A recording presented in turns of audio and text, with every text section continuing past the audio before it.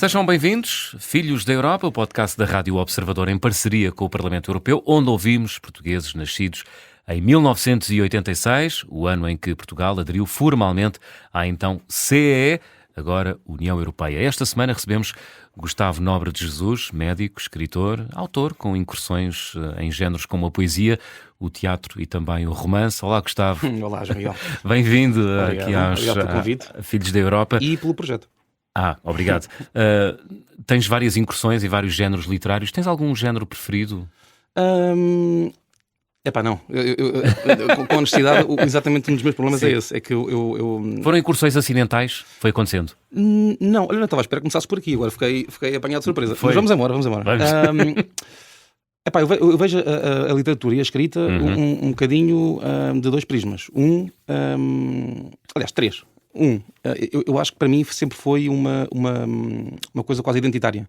Okay? Ou seja, eu lia muito, gostava muito de escrever e isso tornou-se uma coisa, para mim é quase colada à pele. És aquilo que se pode definir como um grande leitor? Sim.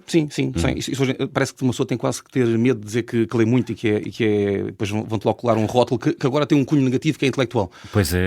Já não se pode dizer Vivemos isso. tempos bizarros, não é? Sim, ou lês uma coisa no TikTok ou então...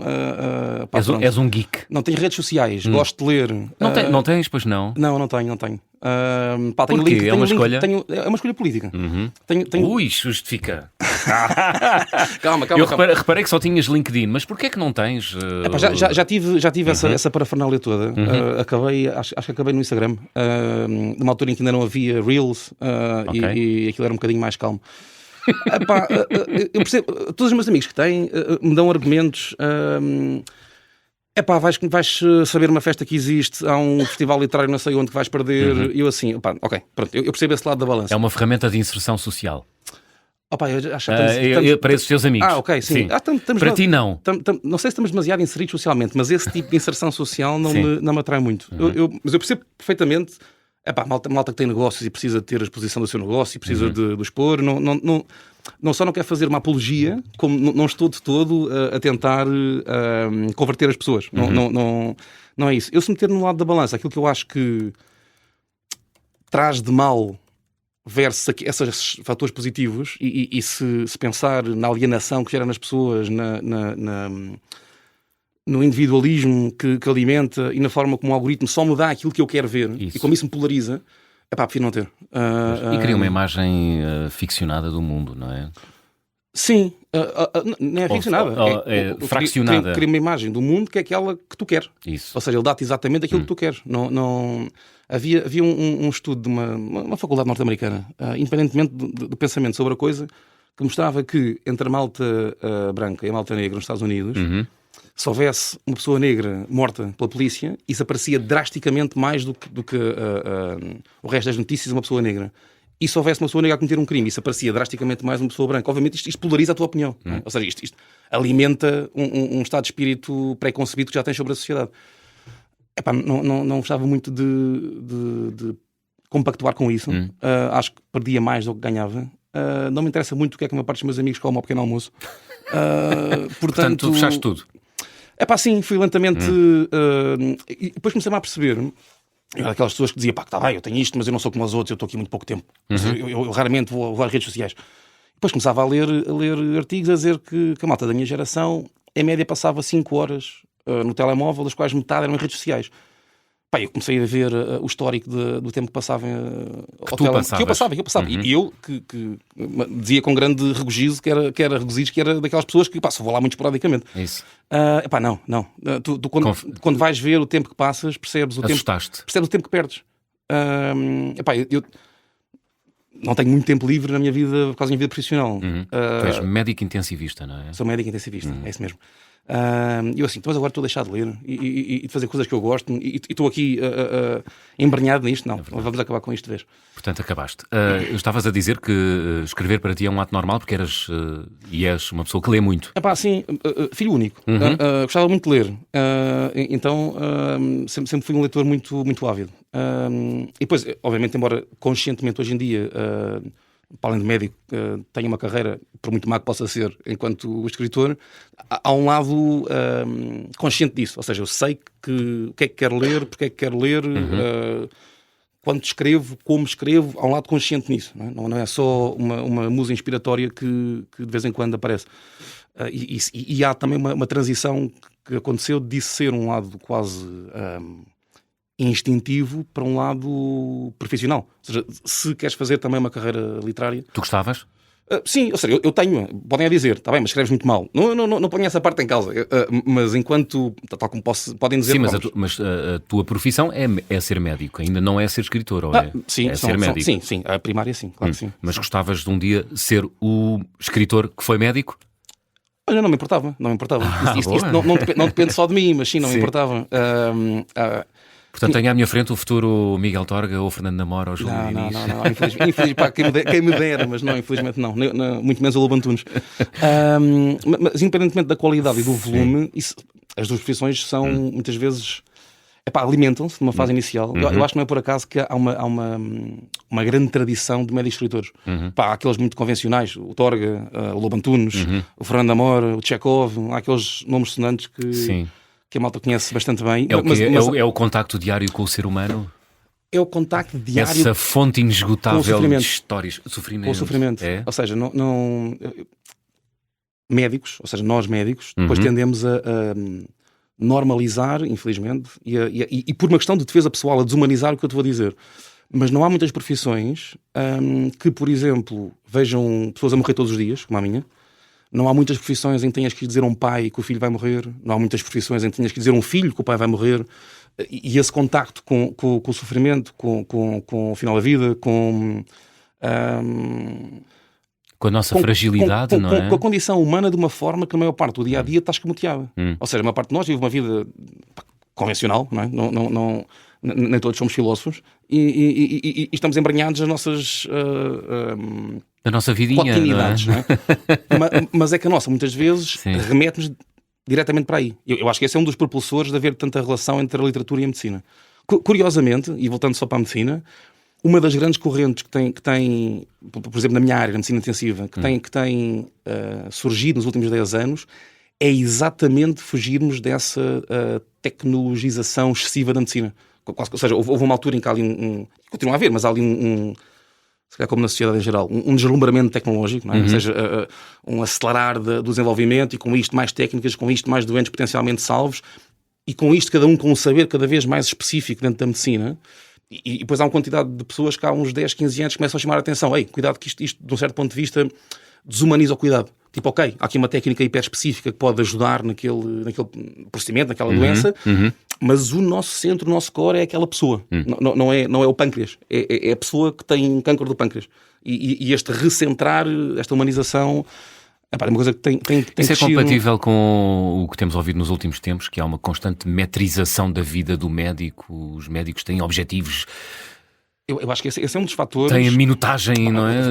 De consultas, que é uma coisa inacreditável. Vamos lá pôr aqui um apriorismo, que existe, é para não acharem que eu sou um lírico. Obviamente, os médicos têm que ser auditáveis. Sim. Obviamente, eu tenho que conseguir discernir se me faz mais ou menos cirurgias, para ter uma métrica muito quantificável, e depois, dentro dos seus pares, é possível ver se me faz melhor ou pior aquela cirurgia. As pessoas têm que ser auditáveis e tem que haver métricas. Mas quando o foco é colocado exclusivamente aí... É como se alguém me estivesse a dizer, despacha esta pessoa porque a consulta tem que ser em 20 minutos e do lado de lá está uma pessoa que quer falar comigo. Ou seja, a pessoa que vem a uma consulta não quer só a receita com medicamento A. Quer que eu, enquanto pessoa, lhe dê atenção a ela, enquanto pessoa, que tem mais problemas do que a necessidade de tomar ibuprofeno. Isso é particularmente visível num país como Portugal, onde há muitos idosos, Gustavo. Tu sentes muita solidão? Eu ou os... Estou brincando. Não, tu sentes que há muita solidão, desculpa. Faltou o verbo na frase. Isso é tico de escritor. Obrigado pela correção. Mas sentes que há muita solidão? Sim. E nós vivemos no meio citadino e no meio urbano, mas se tu fores dar consultas para o interior, percebes que o contacto com a saúde e o contacto com o médico ainda tem aquela coisa que vinha muitos anos... No pós-25 de Abril, há a experiência dos médicos que foram pela primeira vez dar consulta à periferia. Ou seja, havia um programa no pós-25 de Abril de desurbanização da medicina. E há muita malta de uma geração que agora se está a reformar que conta que foi durante 2 anos para aldeias pelo país inteiro. E que havia muita malta que ia pela primeira vez ao médico.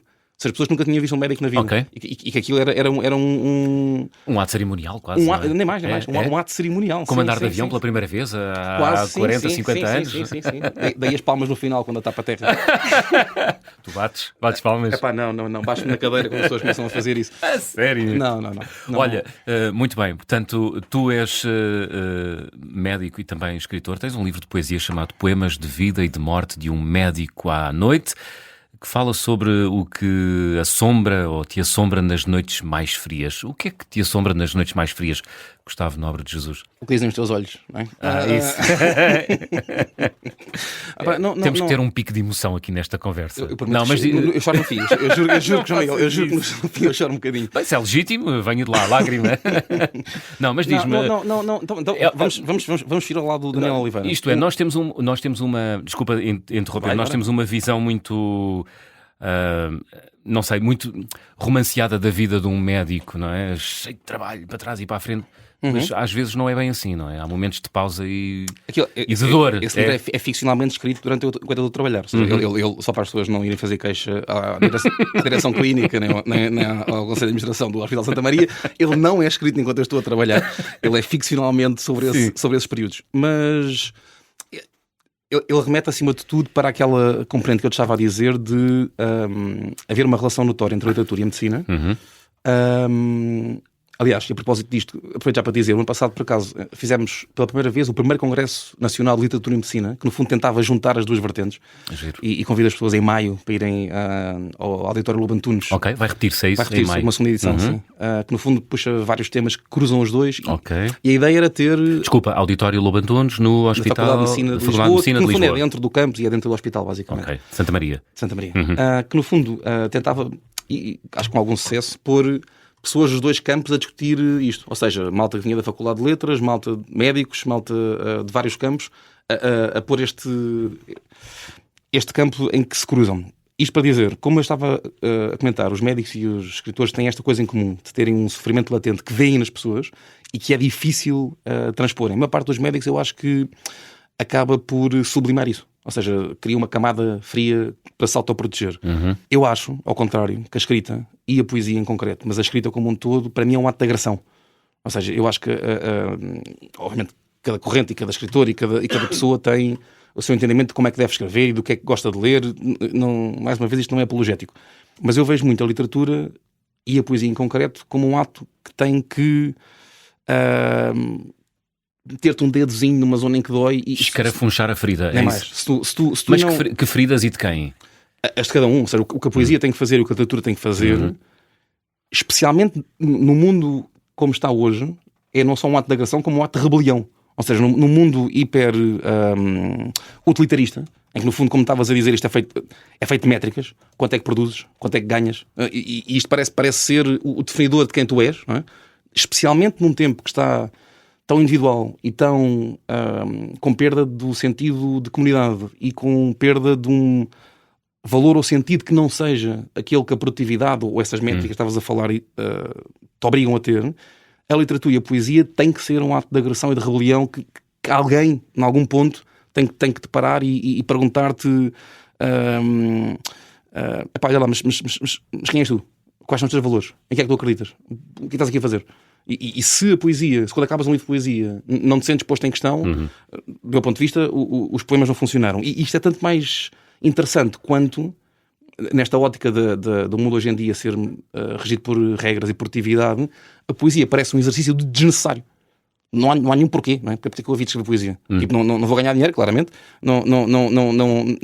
É um exercício desnecessário. Num mundo que está altamente... prolífico numa lógica de utilidade, não é? De utilidade quase neoliberal, e nesse sentido é um acto de rebelião. Deixa-me ver, agora é uma pergunta política. Vamos lá ver se eu consigo fazer aqui o twist na pergunta. Tu sentes-te mais empurrado a esse ato de rebelião numa altura em que ser médico hoje em dia é totalmente diferente do que era ser médico há 10, 15, 20, 30, 40 anos?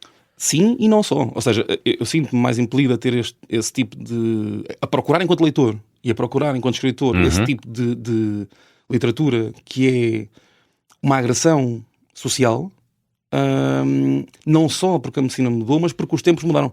Ou seja, eu acho que uma das coisas que a minha geração fez mal é estar muito pouco engajada do ponto de vista cívico, independentemente do campo de onde venhas, mas é uma geração muito, muito menos participativa do que era a anterior.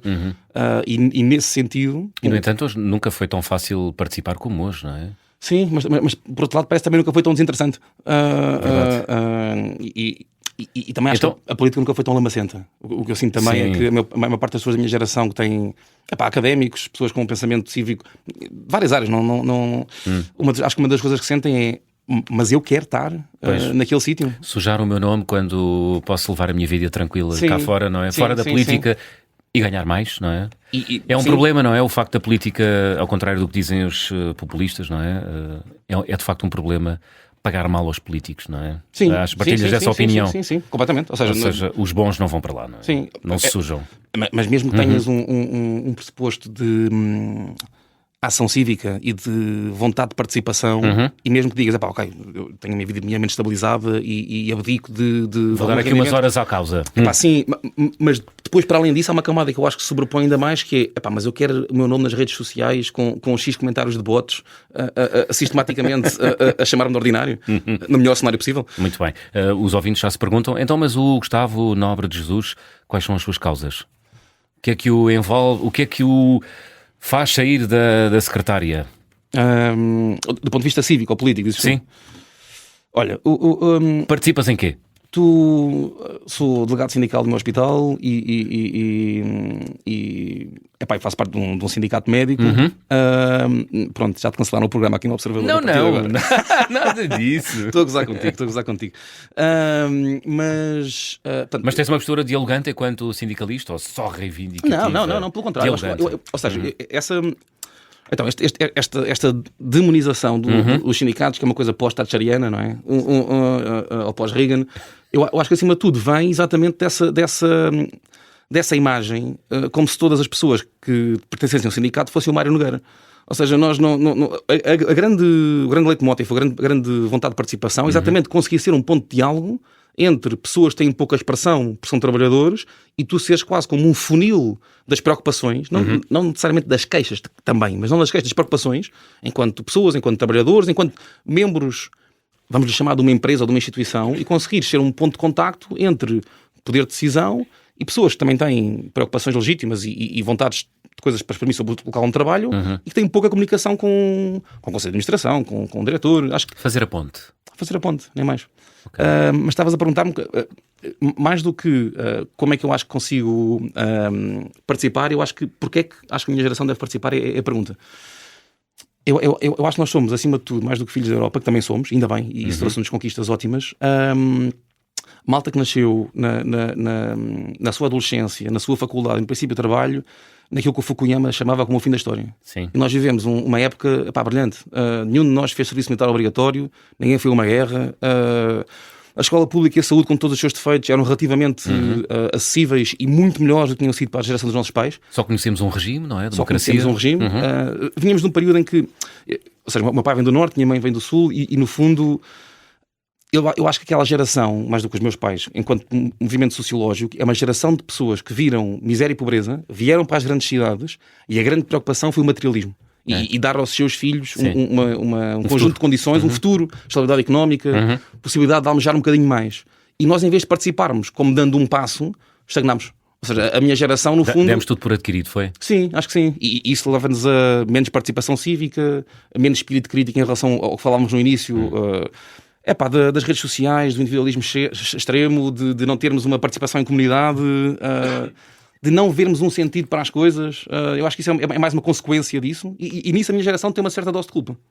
Gustavo, deixa-me perguntar-te, em que altura da tua infância ou da tua juventude é que pensaste quer ser médico? Nunca. Não. Eu só descobri que gostava de medicina quando já estava no curso. Mas o rapaz dos nunca decidiste ser escritor, nunca decidiste ser médico. Então, mas tu decides o quê da tua vida, homem? Boa pergunta. Eu não estava à espera de fazer psicoterapia, mas acho que seria uma boa incursão também. Ou seja, descobriste que querias ser médico na faculdade? Sim. Ou seja, é raro. Não acho que seja. Eu acho que há um problema num país pobre como o nosso, que não acontece em muitos países da Europa, que és obrigado a escolher muito cedo, com pouca percepção do que é que vais fazer. Aos 15 anos, não é? É uma coisa... aos 15, é cruel, não é? Aos quase. 15, no secundário. Estás tu a jogar PlayStation e ainda a querer jogar a bola e tens uma imposição que, no fundo, para a maior parte das pessoas, felizmente há pessoas que conseguem furar isso, mas para a maior parte das pessoas, define 45 anos da tua vida, é verdade. 8 horas por semana. Por dia, desculpa, numa semana útil. Isto é brutal. Eu lembro de malta do... Se bem que ali é semi-aberto, não é? Aos 15 anos podem escolher ou ciências ou artes ou... Está bem, mas já está funil. Mas sim, já. Ou seja, eu fui para ciências e depois o meu percurso académico já está muito vocacionado para aí. Sem saber que querias ser médico. Sem saber, tinha um apelo para essa área, depois fazes aqueles famosos testes psicotécnicos que no fundo, se não sabes, empurram-te para algum lado e definem a tua vida ali O que é que diziam os teus testes? Tu estás muito Daniel Oliveira, agora te senti outra vez um crise nos teus olhos outra vez. Davam muito para a área de humanidades, portanto, literatura, história, por aí fora, e para a área de ciências também. Eu tinha verdade por essa. Era um aluno bom, portanto, depois há sempre aquela pressão concorrencial para terminar determinadas escolhas. E eras um bom aluno, suponho, claro. Sim, era. Depois, quando chega para à faculdade, entrar em medicina tinhas de ter boas notas. Achei os primeiros anos desastrosos, uma seca. Eu digo isto antes de universitário na faculdade, mas achei os primeiros anos, sim. Uma coisa altamente teórica. Não gostei nada, portanto, passava mais tempo a ir ao teatro e a escrever e a ler do que a ir às aulas. E depois, quando começo a perceber que, podia chumbar em algumas cadeiras. Sim. 2, que de facto a parte fisiológica e clínica de estar com os doentes, de conseguir transformar uma anamnese, uma conversa com o doente, não só num sentido para ele, mas como uma narrativa para mim do que é que ele tem. E depois há uma magia que depois tu descobres, abres uma porta e depois percebes que a área de facto é belíssima. Mas voltando atrás, uma coisa engraçada, por exemplo, eu acho que há malta no centro da Europa, no norte da Europa, que eu conheci, que faz uma coisa engraçada, que é chega ao 12º ano, ou até mais cedo, e se calhar ainda não sei o que é que quero. Tipo, eu tenho 17 anos, 18 anos, tenho algumas noções, mas se calhar convinha ir trabalhar, perceber o que é trabalhar, que áreas é que eu gosto. E o percurso, isto é um país pobre, mas o percurso parece que te obriga rapidamente a tomar uma decisão e a escolher uma profissão. Sim. Portanto, és a favor do gap year, quando precisas, não obrigatoriamente, mas quando precisas. Isto porquê? Porque é que isto acontece? Porque antigamente, na geração dos nossos pais, as pessoas tinham uma carreira, um sítio de trabalho. Ou seja, a maior parte dos médicos mais velhos do que eu só trabalhou no hospital onde está. Ou seja, fez uma carreira de 45 anos no seu hospital, nunca sequer considerou mudar de sítio de trabalho. Estarias disposto a mudar? Isto agora parece-me que estou a pôr no mercado. Isto agora depende das propostas que... Sim. Não, mas sim, claro que sim, isso depende. Ou seja... Por exemplo, ser médico da aldeia, por exemplo. Já não há médicos da aldeia, mas ser médico no interior, para uma comunidade mais pequena. Isso tem um lado atraente do ponto de vista... Gostarias? Não, porque eu faço uma coisa muito técnica e muito tecnológica que não existe nesse intensivismo, não é? Sim, e existem outros hospitais, como é óbvio. Mas depois subdediquei uma área que é incompatível com ir trabalhar para Moura. Não dá. Também é estranho, não é? Porque tens essa paixão pelo ser humano como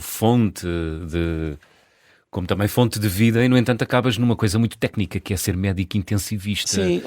Não sei, espero que os teus colegas médicos e tu não me levem a mal, mas na escala da medicina deve ser a coisa mais tecnocrata que existe. De todo. E é até há muitas áreas tecnológicas na medicina, é uma delas, sim, tem um cunho muito tecnológico, a parte das pessoas está sedada, não tem comunicação connosco, portanto, é muito fisiológico, nós temos acesso a montes de monitor, parece quase a tua sala de gravação ali na Regi, temos acesso a montes de monitores com montes de variáveis fisiológicas, mas independentemente disso, um dos grandes percursos tem sido também, como dizia na primeira parte, perceber que isso não te tirou o cunho essencial, que é a humanização da pessoa que está ali a sofrer, literalmente a sofrer, e focar-te nela.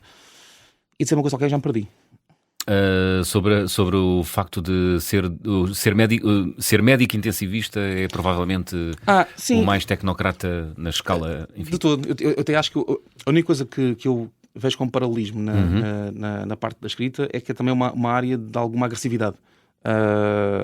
É das especialidades com anestesia que é mais conhecidamente tem fenómenos de burnout e fenómenos de de grande esgotamento pela agressividade da prática e do contacto com este tipo de realidades que eu estava a dizer. Porquê? Porque lidas diariamente com pessoas que estão ali no fio da navalha. Sim, e porque as decisões são muito imediatistas, de algum certo ponto de vista.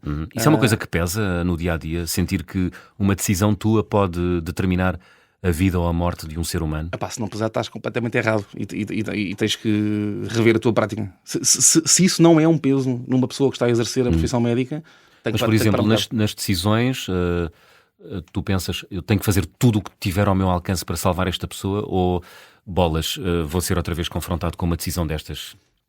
Racionalizas muito, ponto número um. Claro que depois há cenários e cenários. Olha, uma das grandes vantagens de me ter tornado intensivista é que, feliz ou infelizmente, consegui, se calhar, estar por dentro do que foi o momento mais interessante no ponto de vista, como os chineses dizem, que é que vivas tempos interessantes, e agressivo que a medicina teve nos últimos 100 anos. Eu sei que há ali não é um gap year, é um gap time, como se o Covid não tivesse existido hoje em dia. Ou seja, esquecemos. Não, as pessoas acham que no BI, no CV, cortam aqueles 3, 4 anos... como qualquer stress pós-traumático, como qualquer guerra. É como nos anos 20, que a malta vinha da guerra, depois só se queria divertir. Eu acho que fizemos tábua rasa de um período, ainda bem que ultrapassámos enquanto comunidade. Mas há dois grupos... Mas foi um período extraordinário. Há dois grupos que... Não do ponto de vista de coisas boas, mas que nos confrontou com coisas novas, não é? Sim. Nesse sentido que estou a dizer extraordinário. Concordas com isso? Completamente. Há dois grupos... Para a minha geração de médicos, é provavelmente o mais parecido que nós temos com ter ido à guerra, no sentido de volume de trabalho, carga emocional, gestão de stress, assoberbamento face à realidade à tua volta. Eu acho que para esse grupo social, e depois o outro que é quem teve de facto doente a sério, quem teve familiares que faleceram ou que tiveram doentes de forma crítica, é de facto uma altura comunitária que muda muito. Isto teve impactos, obviamente, até sociológicos, filosóficos. Sim, claro. No pulo que deu em coisas, por exemplo, laborais, com o teletrabalho. O Covid, ou a Covid, embora seja mais ou menos esquecida, trouxe imensas mudanças. Mas para quem a viveu, foi um momento interessantíssimo. Tinhas 30 e picos, não é? Estás à beira dos 40. Sim, tinha 35, 34. 35. Por aí, sim. A idade determina a forma como se reage nos corredores de um hospital num momento de crise como o da Covid? Sim, porque estás naquela geração em que ainda tens muita stamina, já tens alguma experiência e, portanto, sentes-te impelido a saltar para a frente da batalha. Mais, sim. Ou seja, sentes-te impelido a estar numa certa... É a minha vez. Pensaste isso? É a vez das pessoas da minha idade. Acho que a maior parte das pessoas não pensou. Simplesmente chegou-se à frente e agiu. De forma quase instintiva e obrigatória. Deixa-me apelar a esse tempo, a essa memória que tens do tempo da Covid. Já percebemos, enfim, foi para toda a gente uma experiência traumática, difícil, obviamente, morreram pessoas. E houve aqui um custo, enfim, danoso que ainda estamos a pagar, com consequências psicológicas que ainda nem sequer estão bem estudadas, mas queria que partilhasses connosco essa experiência que foi estar lá na frente da batalha. Como é que se viveram aqueles dias, Gustavo? Ou seja, se lês alguma literatura sobre a guerra, tu vês que a maior parte dos soldados vive num estado de alienação. Ou seja, é preciso fazer isto. Há poucos porquês, há muitos comos, mas há muitos porquês.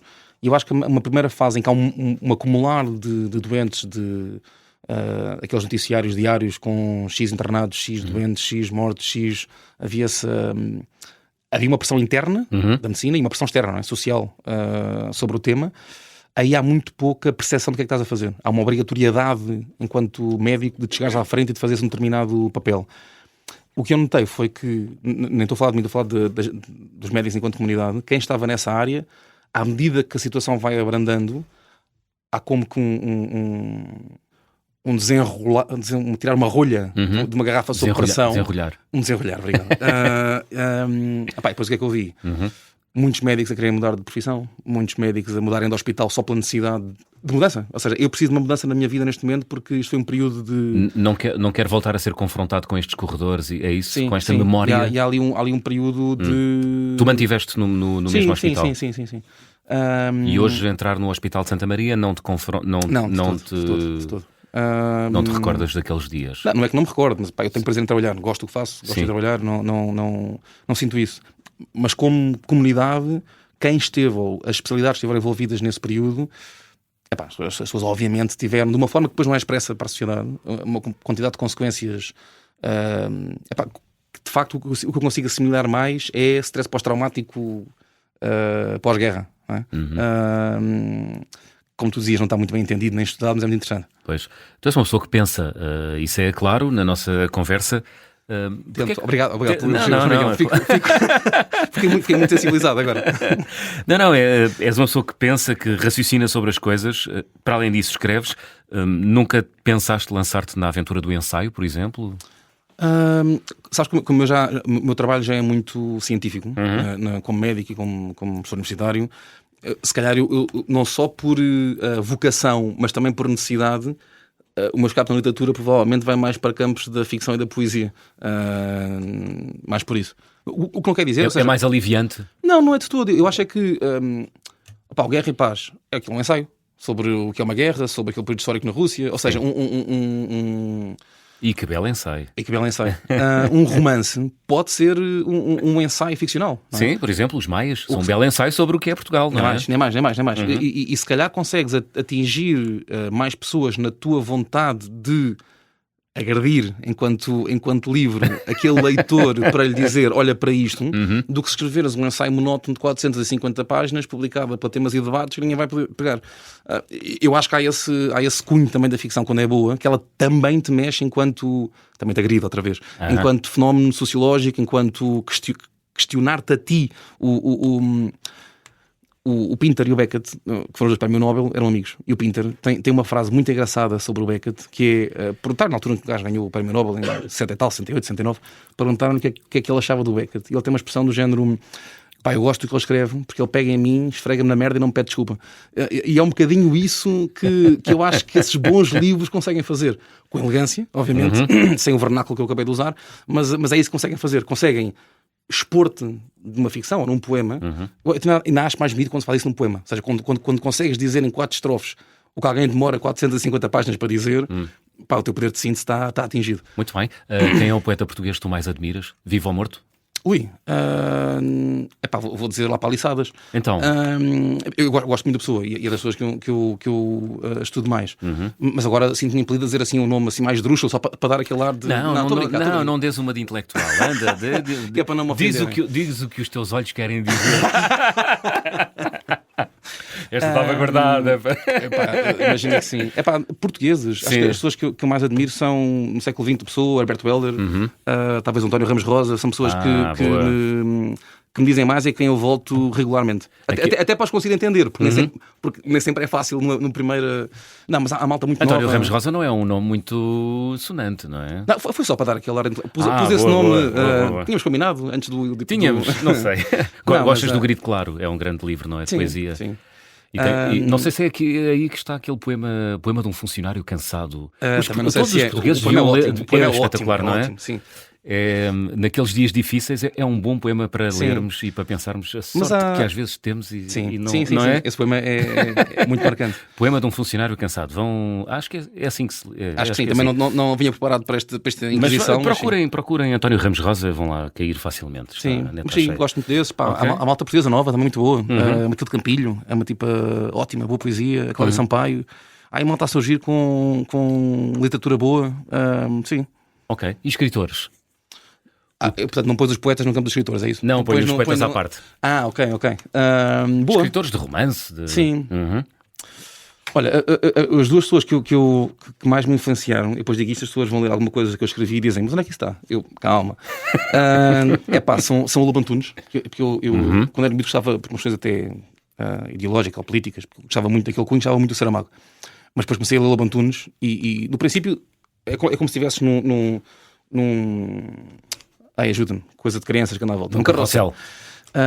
é como se estivesse no carrossel e aquilo não para. E tu assim, então, mas se não me deixarem entrar, eu não consigo montar isto. E depois aquilo abranda um bocadinho. Se tu estiveres lá à volta, entras numa parte do carrossel e quando entras dentro do carrossel percebes, ok, então este tipo está a falar o mesmo que eu queria. Tipo, esta é a linguagem que eu estava à procura. E depois, por causa da agressão, o Bolenho, que é um chileno que, como dizia o Beca, não pede desculpa nenhuma e esfrega-te a escatologia toda, a inquietude toda na cara. Isso é bonito, é muito bonito. Faz falta ler, não faz, hoje em dia, Gustavo? Sim, Daniel Oliveira. Não, sim, por um motivo muito simples, porque eu acho que é daí que advém a capacidade de ter espírito crítico. Não há problema nenhum em ter redes sociais, voltando à primeira parte da conversa, obviamente, nem há problema nenhum em até alguma necessidade, às vezes, as pessoas estarem um bocadinho alienadas, porque ninguém consegue viver. É bom, de vez em quando, estar alienado, é óbvio, não é? Ninguém consegue viver em estado constante de alerta, como é óbvio. Só que passámos por um cunho tão oposto a isso, ou seja, como se a maior parte das pessoas vivessem sistematicamente em alienação, focadas em si próprias, com a cabeça baixa, para um objeto que é quase já uma extensão do teu corpo e que no fundo está-te a dar a ti próprio. Aquilo, embora esteja no Instagram, é só um espelho. Espécie de uma droga, não é? É uma droga, ou seja, sim, eu acho que quando o Aldous Huxley no Admirável Mundo Novo tem lá uma coisa que é a soma, que é uma coisa que as pessoas tomam quando chegam a casa para sentir um bocado aliviadas com a sua existência. Eu acho que as redes sociais são um bocadinho isso, ou seja, dão-te ali uma alienação, um alívio, depois esqueces que amanhã tens de levantar outra vez às 6h30 da manhã porque moras a 1h40 de Lisboa para vir trabalhar, e fazes um scroll down infinito. Eu gosto especialmente do TikTok, porque eu sei que não tem fim. Sim. Opa, acho, do ponto de vista simbólico, como uma rede social pode ser patológica, é quase uma metáfora. Tipo, esta rede social não tem fim. Tu, se quiseres, podes ficar 30 anos sentado só a fazer scroll down sem fazer mais nada. Epá, só uma metáfora do que é uma rede social. É uma boa maneira de acabar esta nossa conversa. Gustavo Nobre Jesus, foi um gosto. Para mim também. Gostei muito desta conversa. Também muito obrigado. Espero que tenham gostado. Até à próxima. Foi o Filhos da Europa desta semana, podcast da Rádio Observador, em parceria com o Parlamento Europeu para assinalar os 40 anos da adesão formal de Portugal à então CE, agora União Europeia. Até para a semana.